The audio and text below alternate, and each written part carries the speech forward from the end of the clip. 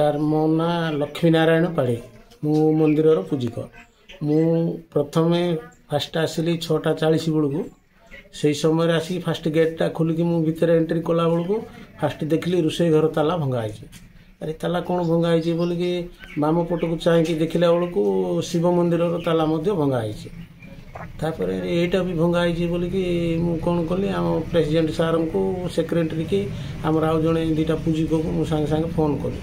Phone କଲା ପରେ ହଉ ଠିକ୍ ଅଛି ଆମେ ଆସୁଛୁ ବୋଲି ସେମାନେ କହିଲେ। ଆସିଲେ ଦେଖିଲେ ସବୁ ଯାକ ଗଲେ, ତାପରେ ଥାନାକୁ ଜଣାଇଲେ, ଆମର ଆର୍ଆଇ ମହାଶୟଙ୍କୁ ମଧ୍ୟ ଜଣାହେଲା। ତାପରେ ଏପଟେ ଆସିକି ଦେଖିଲା ବେଳକୁ ମାଆଙ୍କ ମନ୍ଦିର ମଧ୍ୟ ଭଙ୍ଗା ହେଇଯାଇଛି। ମାଆଙ୍କର ମୁଖର ଯେଉଁ ନାକ, କାନ, ଆଖି, ଜିଭ ଆଉ ମକୁଟ ଏସବୁ ଲାଗିଥିଲା ସେସବୁ ଯାକ ଟାଡ଼ି ଦେଇକି ନେଇଯାଇଛନ୍ତି। ଏତିକି ମୁଁ ଦେଖିଲା ପରେ ତାପରେ ପୋଲିସ ଆସିଲେ, ପୋଲିସ ଆସିଲା ପରେ ସବୁ ଯାକ ବୁଲିକି ଦେଖିଲେ। ଆଉ ଏବେ ପର୍ଯ୍ୟନ୍ତ ନୀତିକାନ୍ତି ହେଇନି, ଆମେ ସବୁ ବାହାରେ ବସିକି ରହିଛୁ। ଆଉ ସାର୍ ଆସିକି ଅର୍ଡ଼ର ଦେଲେ ନୀତିକାନ୍ତି କରିବୁ। ଆଉ ଶିବ ମନ୍ଦିରର ହୁଣ୍ଡି ଭାଙ୍ଗିଛନ୍ତି, ହୁଣ୍ଡିରୁ କିଛି ପଇସା ପାଇଛନ୍ତି ସେଇଟା ନେଇଯାଇଛନ୍ତି। ପ୍ଲସ୍ ସାଇଡ଼୍ରେ ଗଡ଼ରେଜ ଗୋଟେ ଥିଲା, ସେଇ ଗଡ଼ରେଜକୁ ବି ଭାଙ୍ଗି ଦେଇଛନ୍ତି। ତା ଭିତରେ କ'ଣ ମାନେ ଲୁଗାପଟା ଥିଲା ଠାକୁରଙ୍କର, ସେଇ ଲୁଗାପଟାରେ କିଛି ନେଇନାହାନ୍ତି କିନ୍ତୁ ଭଙ୍ଗା ହେଇଛି।